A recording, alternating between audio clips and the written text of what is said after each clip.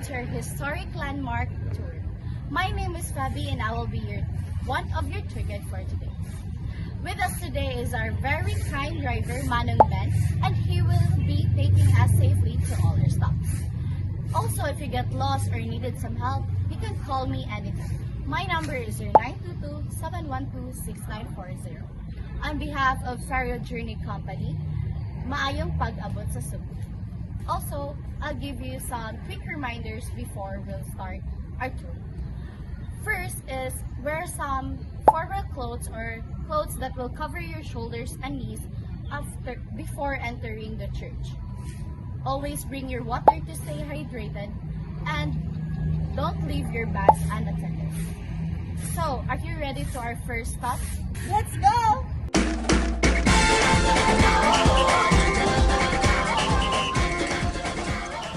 Good day everyone, welcome to the heart of Cebu City. My name is Obaybanti Bernabe and I will be your tour guide today as we explore one of the most iconic and historical landmarks in Cebu City, Philippines, Colon Street.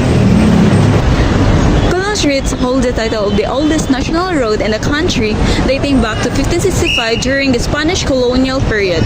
It was named after Cristobal Colon, more commonly known as Christopher Columbus. Under the leadership of Conquistador Miguel Lopez de Legazpi, this street became the center of commerce, entertainment, and social life in Cebu.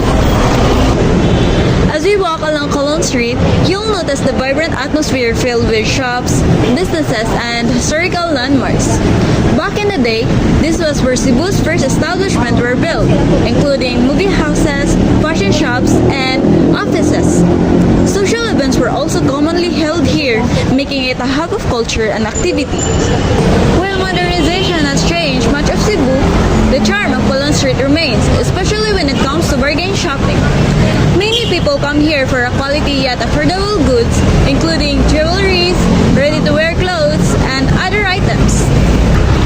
Colon Street is open to visitors all year round.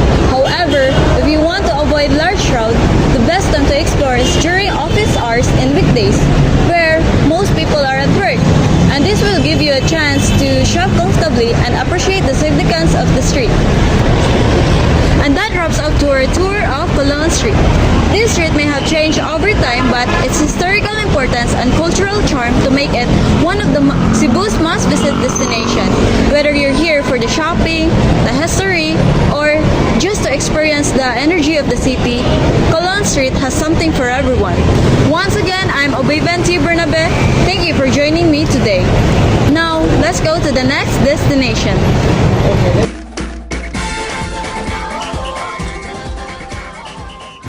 Mabuhay! I am Datina Morabe and today I am in Plaza Subo where one of Cebu's most popular historical landmark is located, which is the Magellan's Cross. So the Magellan's Cross is primarily known as a symbol of the arrival of Christianity in the Philippines. In this very spot is where Ferdinand Magellan planted the cross in the soil in 1521 and claimed Philippines for Spain. So the cross is housed in the Magellan's Cross Pavilion, a stone rotunda in which is a part of the national culture treasure of the Philippines.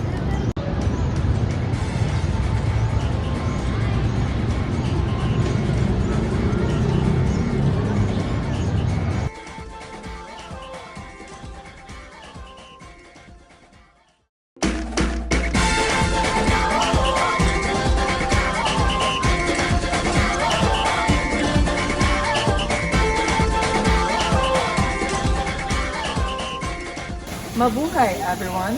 I am John Alfie Olympio and I'll be your tour guide for today. So, welcome to our third destination, which is at the Basilica Minore de Santo Niño de Cebu.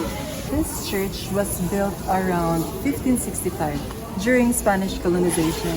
It has become one of the most notable landmarks in Cebu City, and it is one of the most famous historical attractions here in Cebu. This church is also a place where Sinulog Festival is being held.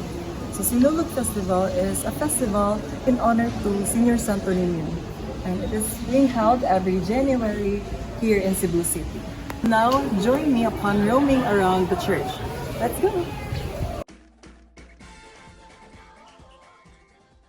As we enter into the church, we have also to observe silence in order to give respect to Senior Santo Niño and also to the people.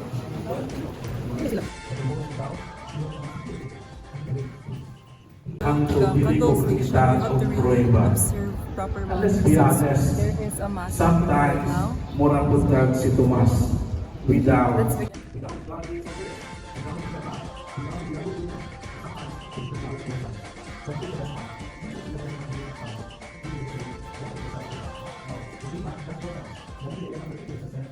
Thank you for being here with me, everyone, and I hope you had a great time visiting the Basilica Minore del Santo Niño Church.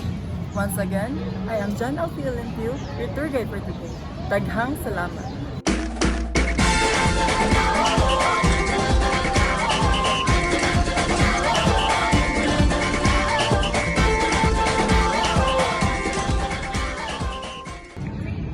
Good evening, everyone. I'm Francis Ace, your tour guide for today, and let's begin our journey in here at Plaza Independencia.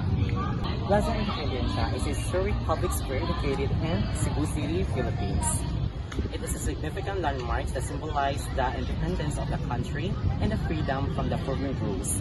It is also a perfect place for recreational activities and relaxation and picnic, while showcasing the important historical monuments and structures.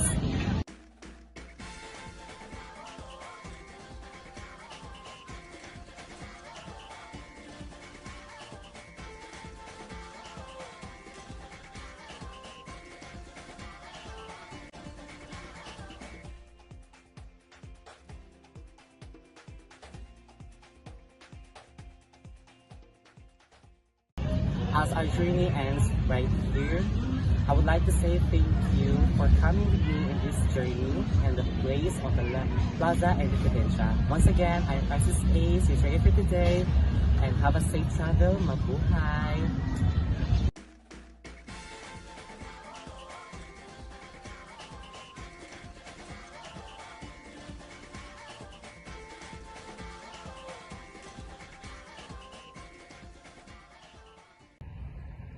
And that brings us to the end of our historic landmarks tour. We hope this journey has not only showcased the rich history and breathtaking beauty of Cebu, but also touched your heart and spirit.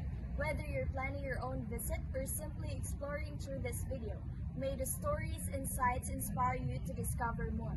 On behalf of Pero Journey Company, Kuya Ben and myself, Chloe Archibald, thank you for joining us. Until our next adventure, dagang salamat and God bless.